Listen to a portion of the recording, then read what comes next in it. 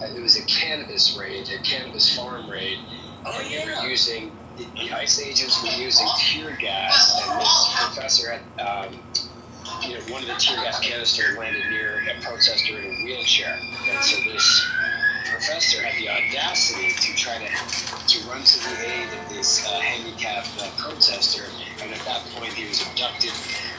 The ICE agents were masked, they threw him in an unmarked vehicle, and he's still missing. That is so fucked up. Keep waiting. That's crazy. I want to mow it alone with him. Well, thanks for the telling me. I did hear a little bit about that. That's outrageous. Seven Kingdoms. Anyway, let's go to Andrew. Did you have any closing comment, pearls of wisdom? Yeah, quickly. I read an article this morning. It was about ChatGPT. Microsoft Copilot had gone up against Atari 2600 replica chess, and both of them failed miserably. Can't do chess, and so then they went up against Gemini, and Gemini asked the person, was there anything? Well, first it said, "Oh, killing it, I'll kill it." Well, yeah, Because they've learned that from Rock. multimodal LLM or whatever. And I wanted you to make it scar. Then it asked, is there anything that you found pretty significant in your other two competitions? And the guy responded, yeah, both of them said they'd kill it. And then Gemini said, yes, you're right. I won't be able to beat Atari 2600. So it declined to play. So there you go. Well, it's Atari 2600, a blast from the past. Thank you, Andrew. All right, let's go. Closing comment. Ken, do you have a closing comment? Well, yeah, I actually thought you guys talked about this because it's probably the number one issue that's being spoken about, at least in the United States today on domestic politics, is the Supreme Court ruling regarding allowing Trump to fire all these employees, particularly in the Department of Education. So what really is interesting about this is that the Department of Education, which a Republican president has wanted to dismantle, not just Trump, which is to the people who don't know, it's only existed since the Carter administration. They used it.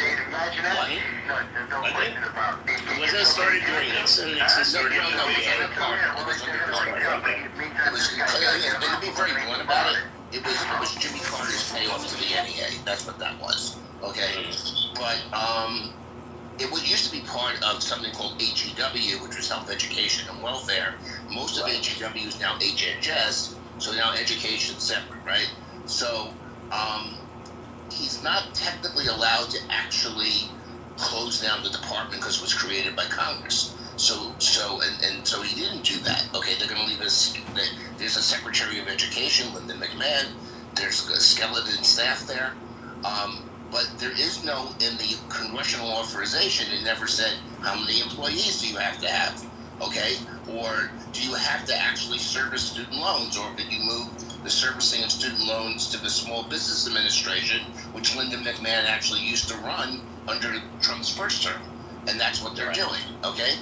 And so, it's something like, we don't know what the future's going to be, but like post-Trump, I think it's something, if we ever get back to some normalcy, Congress is now going to need to think about.